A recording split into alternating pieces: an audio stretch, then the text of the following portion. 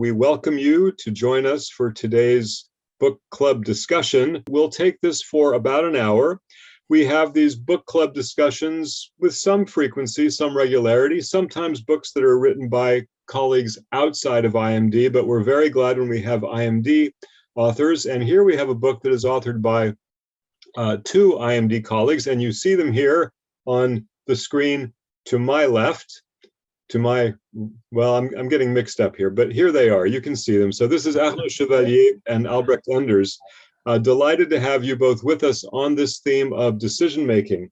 The book, which is soon to be issued by Financial Times, FT Publishing. I'm going to hold up my copy of it, and it looks like, well, always tricky here with Zoom, but it's called Solvable: A Simple Solution to Complex Problems.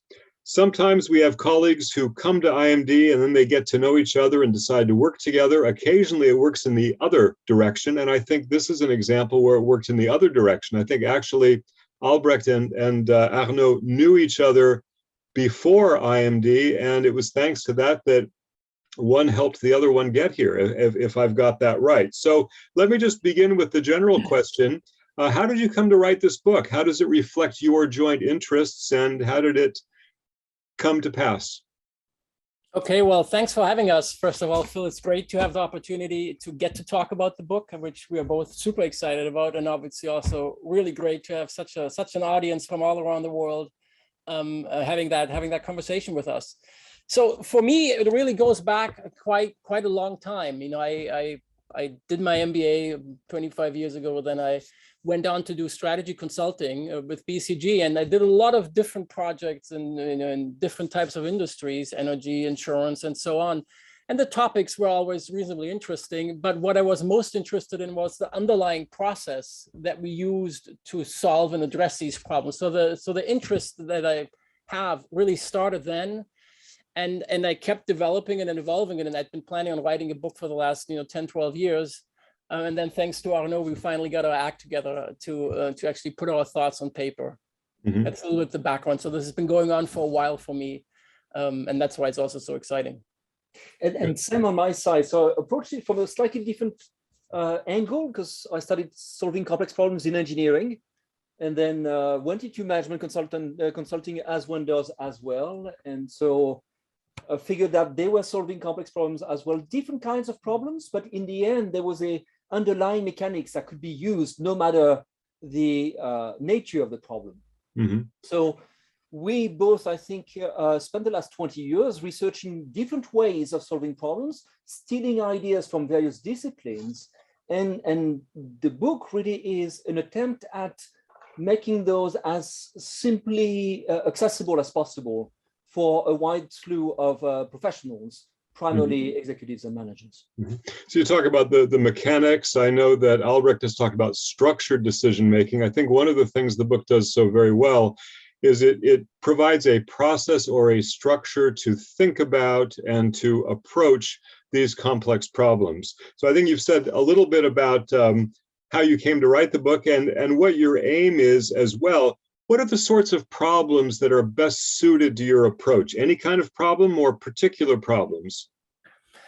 Well, so obviously the approach is not something that you typically do in 5 minutes. It's something where you want to take some time to think and reflect. So it's really those problems, those vexing problems that an organization faces that are complex, where there's a lot of uncertainty, where there might also be a lot of interdependency between different factors. And there's also this notion of it being ill-defined, where you don't really have a clarity around objectives. The whole framing might be unclear. You might not have a whole lot of understanding of what different options are, what criteria, and what kind of trade-offs you want to and should be making. So that's one aspect. And I guess the second critical aspect that we talk about in the book as well is this whole notion of engagement. That it's not just about the decision making itself, but it's also about how to actually bring my key stakeholders on board, both to get their perspectives and thereby hopefully improve my decision making, but also to engage them in a way that they feel heard and that they actually want to execute later on, also on the propositions that we put on the table. Mm-hmm. So it's these two aspects of direction and then also energizing and engaging that are critical, and Right. that you use those things throughout. Yeah. In these complex, ill-defined and consequential sorts of questions.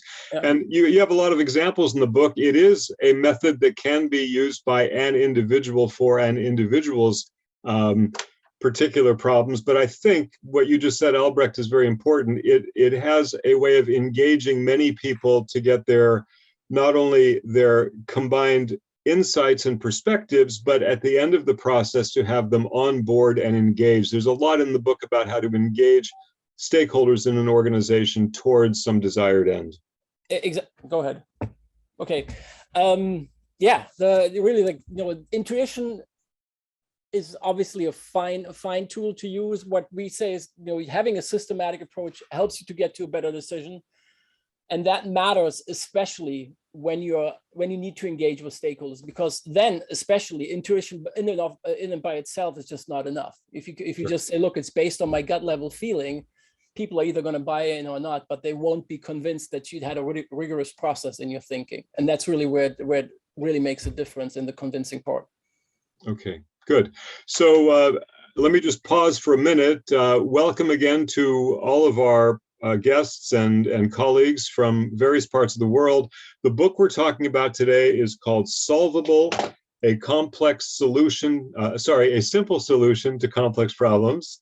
We can do it the other way around as well. A complex solution to simple problems, absolutely. Well, occasionally that may happen, but it is a simple solution to complex problems, and we have Arnaud Chevallier and Albrecht Enders. It's a fairly simple approach in terms of a easy to follow 3-step process. Of course, within the 3 steps, there's lots of elements. So we're going to go through those so that the guests here, or our audience, gets a sense of how this works. And at various points, I'm sure you'll be able to chime in with some examples and some of the things that can go wrong and so forth. So we are going to cover this. I'll just mention there is the chat function. Some of you have used it, and there'll be a couple times, I hope, where we can pause and say, are there any questions from members of the audience? But let's move ahead now. The basic model that you have follows in 3 steps, and you talk about framing the problem, understanding, defining what it is. So the key letters there are F with a little r for frame. And then having framed, we talk about exploring alternatives, identifying them, enumerating them, and so forth. And then the third, the letter D, to decide on the best course of action. So we have FRED, which gives the acronym FRED. And this is the structure, if you will, of the book.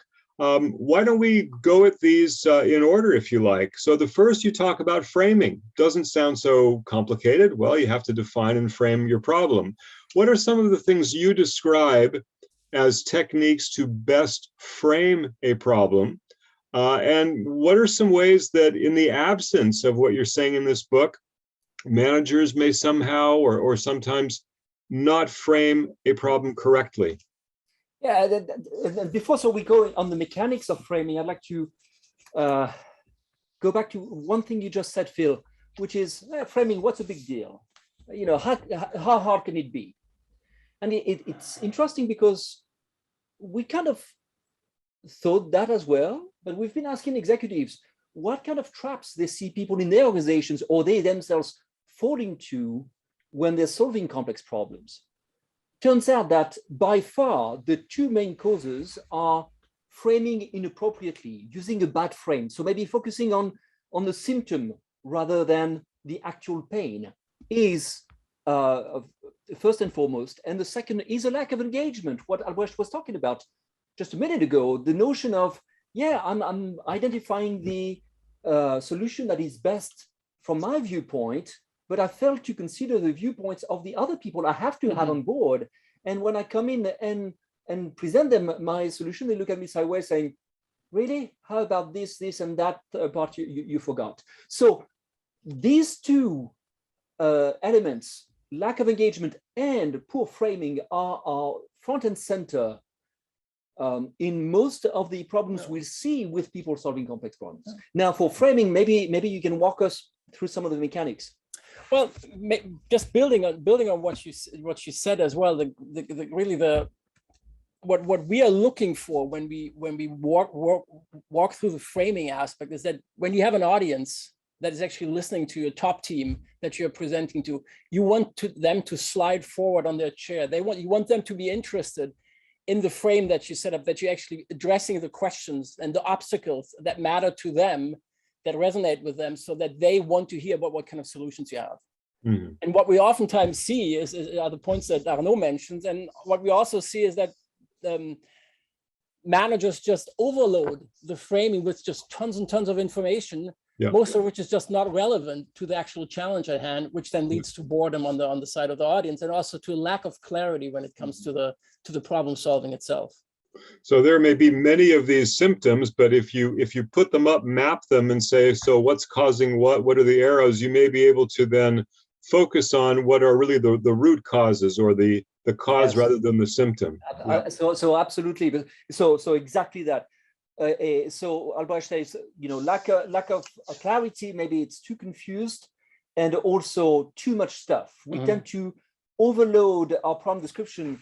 I think we've all been in those presentations where the presenter has a background slide, it's written slide 12 or 11, just too small for us to read, and it's paragraphs after paragraphs. And us as an audience, we're supposed to read this and make sense of it and decide what belongs and what doesn't belong. So an alternative, a better way to do this is stealing a page from the storytelling book. Good stories usually have a clear protagonist, a hero. And so we believe that good complex problem solving happens with also defining who's the hero, who's the main protagonist. It can be a person, it can be a group of persons.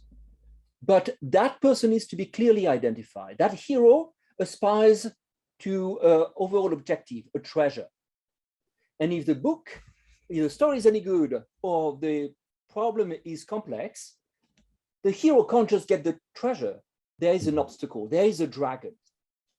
And so we can summarize the entire problem into just a short question. How should the hero get the treasure given the dragon? That's your quest. And the entire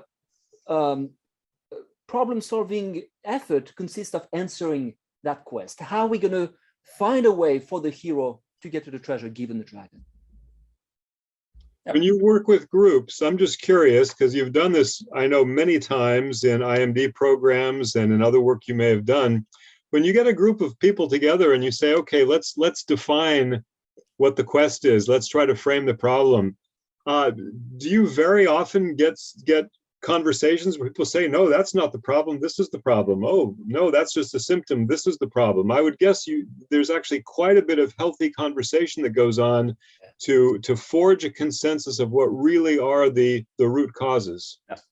Absolutely, we get a lot of this. And then after, so that image of a hero and a treasure and a dragon, that originally came from you, Albrecht, and that really resonates with participants. You see them the day after say, hey, my dragon is this, hey, my quest is that. And so it provides, talking about what you were mentioning earlier on, you're trying to look for a way for people to slide in their chair saying, what's next? And that creates a vivid image, that of a dragon. And now we can talk about, what is the actual dragon? You're thinking about a dragon, I'm thinking about another one. Which one is right? It's probably not a good idea, but which one is better than the other one? What happens if we overcome this dragon versus overcoming that one? Maybe let me comment on this notion of the hero and the treasure and the dragon and the quest as well, which kind of like highlights one of the underlying principles or guiding themes that we had when we were writing this book, which was kind of like balancing this notion of creating insight, getting beyond just the gut level feeling or the gut level experience, and providing the readers with a systematic approach so that they don't forget anything, and at the same time making it as simple as possible so that it's memorable. And they can basically use it in any context. And that's why the story framework actually is really helpful. It's for children's language, but in the end, we're all wired in a similar way, and certain things stick and other things don't. And this hero, treasure, dragon quest sequence is certainly something where participants come back to us a year after, and they are still using it, they're still working with it just because it's so memorable, and it helps them to make sure that nothing gets forgotten. Yeah, good. So again, the book is called Solvable, a simple solution to complex problems. And I think that the subtitle is very important. You have the word simple, but you have the word complex. And the idea is that we try to get our arms around the complexity. We don't want to simplify it in a way that does damage to it or that is not helpful, but there is a need to simplify to be able to solve and move forward in a way that the energies of all people are brought together. So the book tries, as you said, to balance that very well. And building on this, if you don't mind, Phil, because there's this little video you can find of Picasso taking a brush and drawing a bull in just one line. It's beautiful, it's gorgeous. He does it in 30 seconds. And you go, how hard can it be? You know, in the end, that bull is super simple. Everything that's needed is there. There's nothing superfluous. And he's done it just in 30 seconds. And you realize the end product is simple. It's gorgeous because it is simple. Getting to that, however, doesn't take just 30 seconds. It also takes 50 years of being Picasso and actually being Picasso. So it's a bunch of work that goes into getting to that simplicity. And that comes back quite often, because often we show examples to participants in class and say, really, that's your frame? Really, that's your solution? That looks simple enough. I could have thought about this in 7 minutes. And you go, maybe if you're a natural, but we haven't yet met a natural. Getting to that simplicity took a lot of work. Yeah, but if I may, Picasso was one artist, and that one person can have their one vision. Part of what you're talking about is forging something from the perspective of multiple stakeholders. Yeah. And, you know, because different people in the organization will perceive things differently. They'll be aware of customer issues or technology issues or regulatory issues or competitive issues or financial issues. So to be able to bring in multiple perspectives and distill them in a way where we have a simple statement that we can act upon, having engaged people, is, I think, a very important thing. And my guess is that many of our participants are probably already thinking, how does this apply to my organization? If I were to take a lot of people from our top management team and ask, can we distill, can we identify and succinctly state what is the overwhelming challenge we face? Are you able to do that? And my guess is that's a difficult thing to do, and you give us a way to do that. So let's move on. Let's say we go through this process and we're able to frame or define problems in a way that is understood and shared. Now you move on to a second step here, and this is the E of Fred, where you talk about exploring, identifying alternatives. How does one go about doing that in the structured but simple way that you talk about in your book? It's all yours. Yeah, so basically what we try to do is to, you know, that first of all, there are different ways of doing it. There are bottom up and there are top down ways of doing it. Typically what people do is they just sit down and you know, make a list of different ideas they have, how they could address a certain challenge, different options, different ideas. And that oftentimes falls short because you're not pushing, you're not going broad enough. And what we are trying to do with the approach that we are proposing in the book is that they actually develop a systematic way of developing mental buckets, categories of thinking, looking internally, looking externally, looking at revenues, looking at costs, and then pushing down into these mental buckets, into these categories that are mutually exclusive, that are separate, and that cover the entire space of things that matter and that are relevant, so that they, in the end, come up with a broader range of ideas than they otherwise would. It's kind of like coming up with a list of ingredients that you can afterwards then cook with. And that's really what we're trying to do, is to give them these tools to be broader and deeper in their thinking, so that they come up with more and better options. And so similarly, you said with framing, there may be a tendency to prematurely believe we have successfully defined the issue. Yes. Similarly, here, when we talk about options, is there also a tendency on the part of many people in organizations to too quickly come up with a small number of options rather than thinking more broadly? Yes. Psychologists call that premature closure. And I think it's it's a feeling we can all relate. Look, if you have a problem, but you don't have an answer to it, you're going to feel uncomfortable. None of us like to feel uncomfortable. And this is a little bit what they're saying about cycling. If you're trying to learn how to cycle better, they say, well, you're going to have to learn to feel comfortable being uncomfortable, push yourself a little bit. Yeah. It's the same with the framing. It's the same with the exploration. It's the moment you think, ooh, I have a problem, quickly, can I come up with an answer? And here the idea is to say, hold on, because the obvious is not necessarily most desirable. So before I go and follow the obvious solution, can I think of alternative solutions? Can I broaden my set of solutions so then I can compare them and decide which one I want to go with? And hold off on evaluation, and certainly hold off on closing some off or picking some versus others. So there's this phase of just saying, let's not evaluate, let's not prematurely select, let's try to systematically identify what various options are. What are the tools or the techniques or the vocabulary that you use there? There's quite a bit. It's a very rich book, but maybe you can share some of the highlights with us now. Yes, some of the tools to do this. So obviously brainstorming, everyone has heard about brainstorming. You have brain writing, which is a variant of it, consisting of not just having people shouting ideas, but writing them down so that we are not colored by others. And then you can also play with Delphi methods. You can play with other approaches to still elicit some wisdom and some creativity out of the group.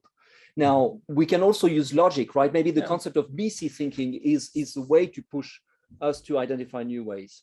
Yes, so this thinking in mutually exclusive and collectively exhaustive categories is something that's really important, that we train as consultants as well. It's something that we technically learn in 8th grades when we were learning about biology, but somehow, at least when I was in 8th grade, I was busy thinking about other things, and then somehow it gets lost.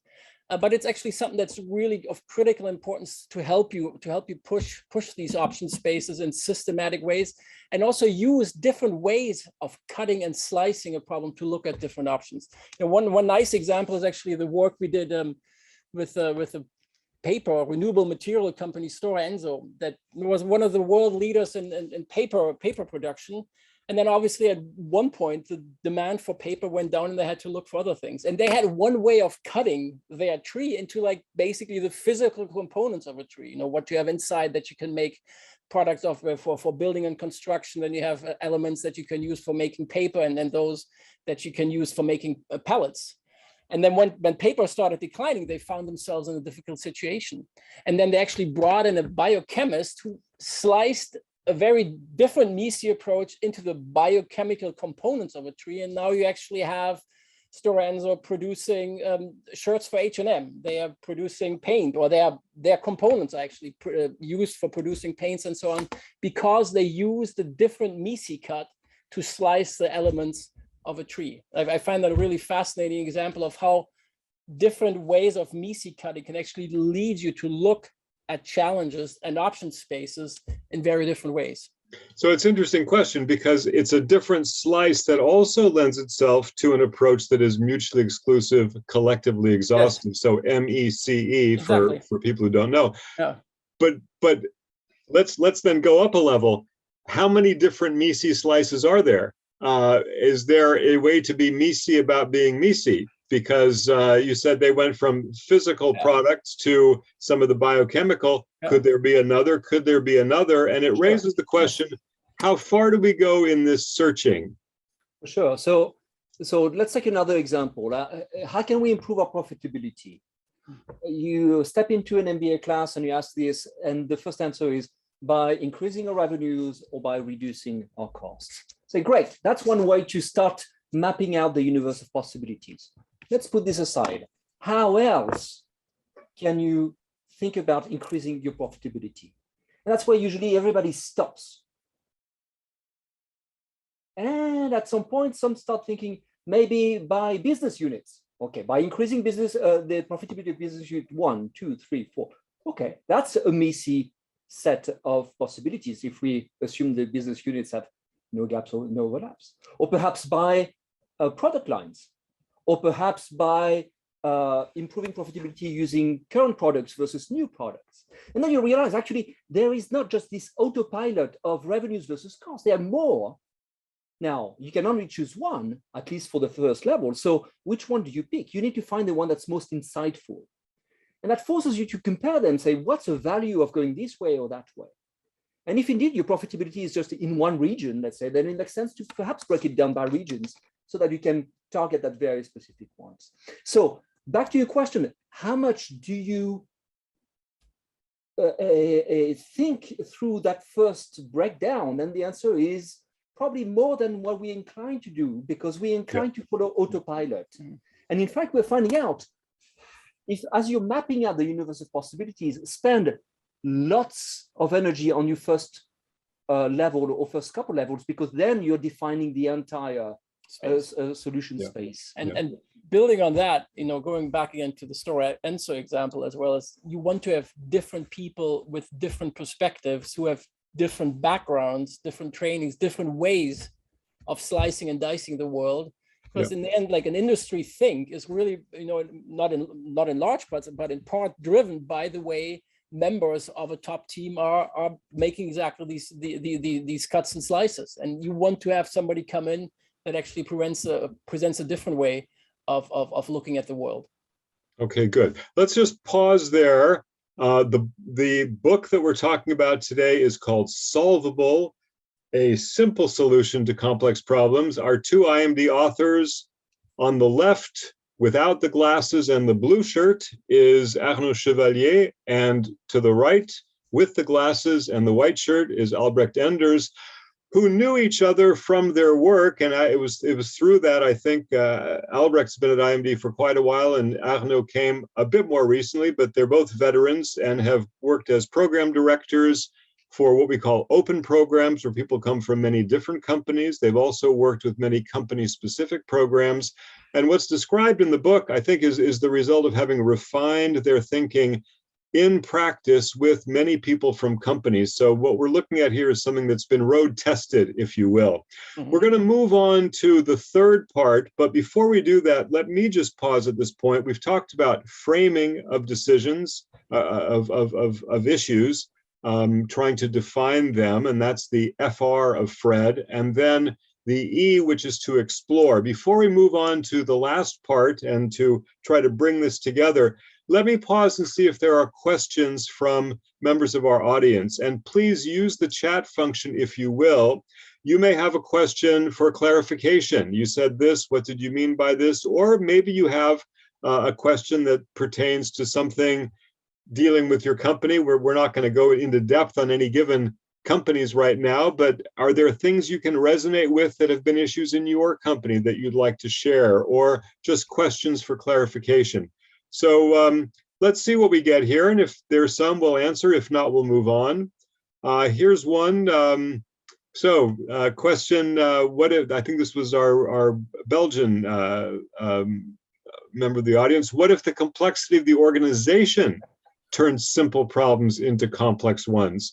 And I'm going to guess that you may even be speaking from experience, who knows, because organizations are complex, and they might take something that actually shouldn't be that complex and make it so, which isn't what we're trying to do here, but I think it's a real issue. So gentlemen, what would you say in reply? Oh, my question, buy the book. my reply would be another question to Job is, what do you mean, what if? Of course, organizations are going to turn quote unquote simple problems into complex ones. I think so. This is a story we keep on hearing. Two things: either the problem is, or the decision is actually simple, or the organization is actually smarter than we are when we think it's simple. And in fact, because people are approaching it from different viewpoints, realize actually there is some complexity in there. And usually it's more of the latter. We tend to approach problems from one perspective and one perspective only. And I kind of know this guy who wrote a book on a number of biases a few years ago, who helped me familiarize myself with a bunch of ways that we think that are suboptimal. And so Phil, really, if you didn't pick it up, I'm thinking about you here, where it's so easy to be blindsided and not realizing that what I'm saying is only one part of the problem. Sure. And it's only when I start asking my friends in the organization that I can to say, oh, but hang on, there's a different take on it, and yet another take on it. And what we are doing in the book is trying to expose, make that complexity explicit, putting it on paper so we can have a better collective resolution. Yeah. And I think my take on this would be to Joop's question, what if the complexity turns simple problems into complex ones?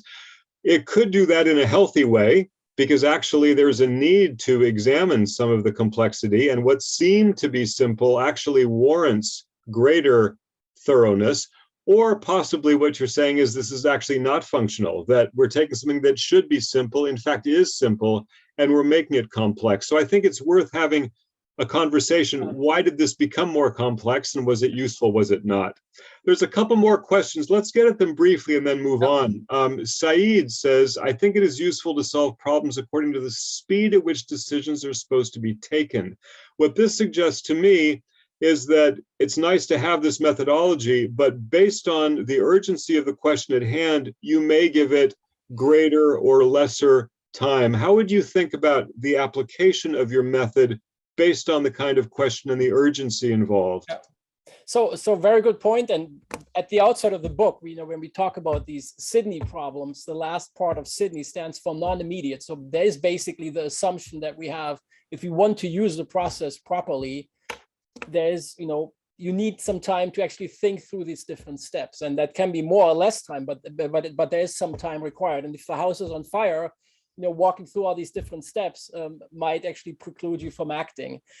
Having said that, you can really shrink this process as well. You can do it quite fast. And what we've actually found after working with this for many years is that we can do it in the moment, where you have a conversation with colleagues, where you need to moderate a group discussion, and you can just step back and say, look, where are we having issues? Is it around the framing? Is it around the option spaces? Is it around criteria? Is it around people prematurely jumping to conclusions? And then basically just stepping back and kind of providing a little bit more structure to the process in the moment, because you have the process in the back of your mind. So that once that becomes second nature, it's something you can then also quickly apply. Yeah, I think that's a great point. And let me just add to that. I think there's sometimes a tendency to say, well, we would like to do the full process, but my gosh, this is so urgent. Let's, we can't do it now. And I think what you're saying is this logic of, do we have the right frame? You always have the time to ask that question. Have we prematurely selected options, or can we spend a bit more time thinking about them, and can we be clear in evaluation? So I think, to me, a message is, even in what appears to be a crisis, there's no reason not to try to examine these three things. Now, let me come to this next point from Andre, because he raises a very good point. He says, how do you ensure that issues and decisions remain flexible? It's the last part that I think is most important. He says, is it a linear process, or can Fred be iterative? Because there is an iterative loop in your method, and maybe you can spend a moment and talk about that. Absolutely, and I love your question, Andre, because it's spot on. So a couple of things. First of all, we learn to be careful about using the word ensure, because we can't be sure of anything. So at best, you improve the probability of being right. And at the very, very best, you tend to 100%, but you never quite get there. So there is always the possibility of, maybe I'm wrong, maybe I need to update. Based on this, how much should you commit to a specific solution depends on your overall uncertainty. And our basic response to this is, if you're uncertain, if the environment is changing a lot, if there are strong modifications around what you're expecting, you should probably build a flexible solution, at least at first. And only later on, when some of the uncertainty has dissipated, can you double down, go full blast on it. Yeah. So to your question, Andre, no, it's not linear. It's not Fred. It's Fred. We are constantly iterating. If you have, going back to the previous question of what happens when we have limited time, we have limited time. If you have, let's say, 2 weeks to make a solution, to come up with an answer, I used to think frame for 1 week, and the other week you split it between explore and decide. And now I'm thinking, no, spend 3 days to go through one iteration, and then 3 more days to go through a second one, because you will be eliciting new information later on in the process, new information that make you maybe rethink a little bit your treasure or a little bit your dragon, and constantly, hopefully, being a little less wrong. Okay. And let me underscore one of the points you've just made there, because when I first saw the title of the book, Solvable, what comes to my mind, well, when I was in 8th grade, I was, doing mathematics where you're given an equation and there is one and only one correct solution. But a lot of these problems do not have one and only one correct solution. And I think what you just said, Arnaud, is very correct. The book really doesn't assume that there is one solution and one demonstrably correct solution. It's about converging on a better solution and one that is more likely to be successful. Let's come to, well, I have time for maybe 1 or 2 more questions, and then we'll move on. And I hope we'll loop back to some at the end. Marta says, most problems become complex because of personalities, perspectives, and egos. How do we deal with that? So I guess there's a double-edged one. I would think, how do you make sure that the process is not hijacked by personalities and egos? But the other way to look at it is, can the process itself perhaps temper the importance that egos might otherwise have in a process? Before you go, because I want to set you up on this, Albrecht is really good at doing this on the spot. I've been in meetings with him and colleagues where we have to make big decisions. And well, walk us through your process, because you have really a way to walk through it. Well, the key thing really from my perspective is that, I can make any decision or any process look or come to outcomes that I want to have based on how I choose my criteria, how I choose my options, how I frame the situation. And nobody's going to change that. We all have our personal ways of going about this. And really where the power of this process comes in is that I wouldn't say force, but we encourage users to make their thinking explicit and to put it on paper.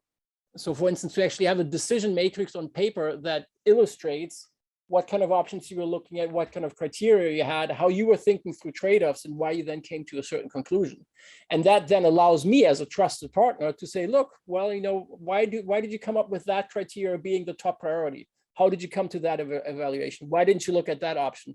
So I can question in a much more systematic way the underlying thinking than if you just walk in and say, let's do this or let's do that, without me actually being able to get to that. And then it becomes kind of this fight of egos where I have an opinion, you have an opinion, and we just clash without actually ever understanding what the underlying thinking is.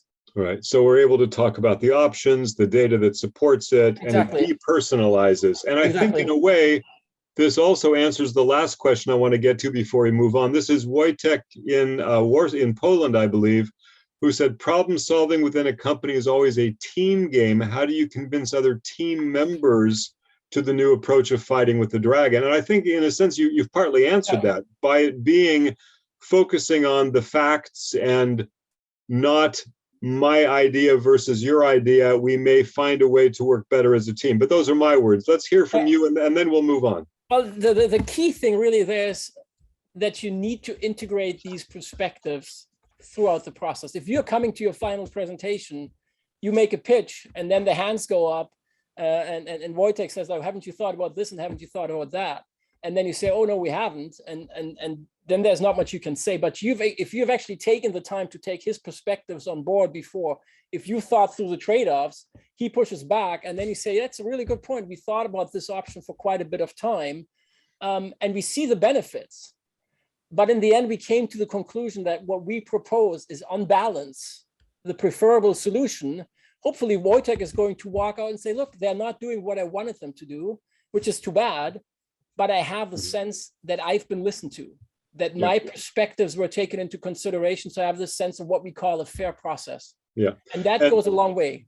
Yeah. And I'm really glad you mentioned that, because I think, and I'm saying this not as an author of the book, but a reader, a lot of the power of the book has to do with an agreed upon process that is recognized as being fair, impartial, and fact-based, which is not only going to be more thorough, but has a greater probability of being accepted by people coming out and leaving with something that we can all support.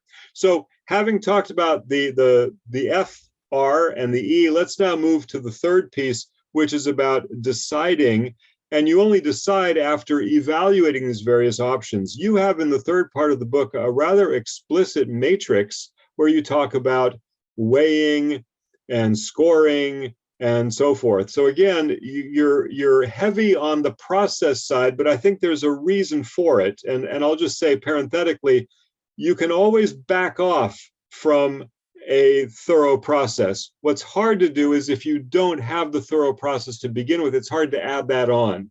But tell us a bit about this third part, the decide part. What does one do after you've framed and after you've explored and enumerated options? Yeah, happy to take this one. And by the way, so we have a tool online to help you do that. It's called Dragon Master, one word, .imd.org, where you can populate the frame, the explore, and the decide. Exploring, we talked a lot about exploring options, potential solutions. There's another element of exploring, which is exploring criteria. What is important, not just to me, the decision maker, but also my stakeholders. And as I'm doing this, also think about, okay, all right, so let's take a silly example, a non-complex problem, trying to figure out how we're going to go from New York City to London. What is important to us as we are deciding which means of transportation we're going to use? And we'll come back with saying, oh, well, affordability is important and comfort and maybe environmental friendliness. And okay, but maybe we don't value all the same. So step one is to identify how much we value one versus another. That's the idea behind the weights. Because what we often see is groups of executives who are reviewing potential solutions, comes the first solution and say, oh, I like this one because A, B, C. I don't like it because of D. And then comes the second solution and they're evaluating that second one on completely different aspects. And you go, hang on, shouldn't we have one common yardstick to evaluate all of them so that we can identify on balance which one is best? So what we're doing here, and it gets a little more technical in this part, we're asking people to populate one matrix, but as a way to evaluate each potential solution on each criterion, so we can find that the one that on balance best serves the needs. And again, it's what you use that tool to challenge yourself and your teams. I remember once having a senior management team that was reporting straight into the top team, coming up with different options how to grow the business. They picked out one solution and they created a matrix where that one solution basically checked all the boxes. It was all green on every criteria they had. And I said, wow, this is completely amazing. This is such a good idea. And then I asked them, why haven't you already done it if it's such a good idea? And then they looked at each other and they said, well, maybe our CEO wouldn't like it. And I was like, oh, wow, isn't that interesting? And then we tried to explore why that was the case. And they had 2 or 3 reasons. And I said, well, why aren't these points reflected in the criteria that you use to make the decision? Because if they had walked into that presentation with their CEO using that matrix, they would have just fallen flat. So it's really that notion of getting something out, iterating, thinking about stakeholders and refining so that you actually, before you even get to the decision, you have a good view on what are the things that matter and which things matter more than other things. And getting some kind of an agreement, alignment, and an understanding around that before you actually go into the decision process. Because if you're not agreeing on the criteria, it's going to go inevitably into all different directions. Yeah. You have a line that I underlined as I read the book. You said, Fred doesn't remove dilemmas, it merely exposes them. Yeah. And I think that's part of what you're saying there is it takes something that maybe had not been talked about or was under the surface and elevates it, which in a way answers Jonas's point. He says, how you deal with elephants in the room. Maybe the CEO doesn't like it as an elephant in the room. Maybe what I just mentioned a moment ago, it doesn't remove the dilemma, but it exposes, it gives us a way, an agreed upon method to talk about. So tell us what's going to happen after this now. I'm going like this now because I'm going from diverging to converging, where we've evaluated, we've used some kind of ranking, Where does it go then in terms of deciding, in terms of communication, in terms of buy-in? Or is there this iteration, as you say, well, that's, now we go to another Fred. How do we move on to actually taking action? So a couple of things. So you get to your decision matrix and you give a first try at ranking your alternatives. In the end, that's what you're trying to do. Your best alternative, the one that comes in rank first. And then out of this, a couple of things may happen. You might decide that actually you like that first one, but not fully. And you also like that other one, but not fully. But perhaps this gives you some idea that maybe you need to integrate both of them. And maybe you go back to the exploration side on the new iteration, not a full iteration to your treasure necessarily, but perhaps to your exploration, we say, hang on, maybe I need to reset. Maybe I have a new alternative, which is a hybrid of this one and that one. This is called integrative thinking. And it is a way to maybe identify how you can bypass some of the trade-offs that are really painful with you. So there might be some back iteration. There might also be some evaluation of how confident you are in your solution. Mm-hmm. And that comes with a bit of sensitivity analysis. As we have identified, we give different criteria, different weights. We evaluate different solutions on those. What happens if you change a little bit the score and a little bit the score there? Would your ranking change? In which case, that would tell me, oh, I need to not be too confident in my solution because it looks like there's a lot of instability. On the other hand, if the score remains fairly static, irrespective of this, this gives me maybe a little bit more confidence. Maybe I'm ready to move on to the next step. And the next step is getting people on board, convincing. Yeah. Maybe because that's actually one of the real powerful aspects that we found that comes with this method is that when you actually want to go out and get buy-in, when you want to communicate, actually having this process in place gives you different options of how you communicate. If there's something that's quite obvious where you don't expect a lot of pushback, you might have done your matrix to come to the decision, but you walk straight in and say, this is what we recommend for these 2 or 3 reasons. If you need to make a more difficult decision and you need to communicate a difficult decision where you expect quite a bit of pushback, having worked through the matrix actually allows you to walk in and say, look, folks, we had a difficult decision to make here. And we talked to a lot of you. We looked at a lot of different options. We looked at this, we looked at that, we looked at that. And there was no clear, obvious answer. Every decision, every option comes with a lot of difficult trade-offs. We walked through them. And in the end, we came to the decision that even though option B, option C comes with significant costs, with significant risks, we believe that on balance, that's the most attractive way forward, and it beats all the other options that we were looking at.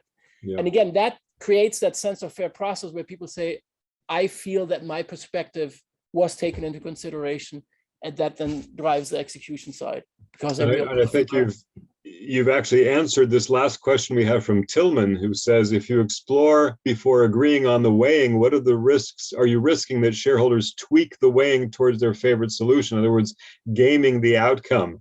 What do you think about agreeing on the scoring matrix first? I think this speaks very much to this notion of, is there integrity in the process, or is it being manipulated by somebody for a given end? So that's an interesting point. And throughout the process here, we're making the assumption that we only have benevolent stakeholders. If you have a political player, I think that's a different story, and you need to adapt the process a little bit. But to your point, Tillman, okay, tweak it. What happens if you tweak it? Because then we can also have a conversation on, hey, it used to be that affordability was a weight of 1. Now you need to give it a weight of 5 to justify. Okay, can we reasonably agree that 5 is better than 1? And so having these conversations, maybe with extreme cases, help us as a whole. Again, hopefully we're not supporting anybody's agenda. We're trying to be less wrong. We're trying to find a overall better solution. Can we all agree that with a neutral hat, using or following one solution versus another benefits us as an organization the most? Okay. Phil, can I just comment on this as well? Sure. Because that's a really, really important point, is that, as you mentioned, you don't necessarily have always benevolent people, stakeholders in the process. And it goes back kind of to the beginning of the process. You want to make sure, especially when you have these, these intimate discussions, that you bring in the people who bring new perspectives, but who also who you sufficiently trust, so that you can actually have open conversations when you go through the development, where you basically lay open the cards and have your matrix up on the wall. That's really important. And then the second thing is, once you actually go into communication situations where you go into a much broader audience, it's oftentimes actually not a good idea to put the whole matrix, all your kind of underlying thinking out clearly on the table, because you start having conversations that you don't necessarily want to have. That might actually make sense to walk and say, look, we looked at a lot of options, we came to this decision. And then when pushback comes, you're able to answer and to respond in a meaningful way, because you still have that material and all the thinking in the background, but you don't necessarily want to expose everything at every moment. Okay, good. Thank you for that. We've got just under 10 minutes to go. So let me just remind everybody that the book we're talking about is called Solvable, A Simple Solution to Complex Problems. It's being published very soon by FT Publishing, and should be broadly available at that time. The two authors, IMD professors, to the left in the blue shirt is Arnaud Chevallier, and to the right in the white shirt is Albrecht, with a lot of experience in this area and a lot of common interest, and came together then to produce a book that is, I think, very thorough. And gentlemen, it should stand on its own as a practical workbook for companies and individuals looking to define and then make progress on major issues. Is that the intention? It should be practical in that sense?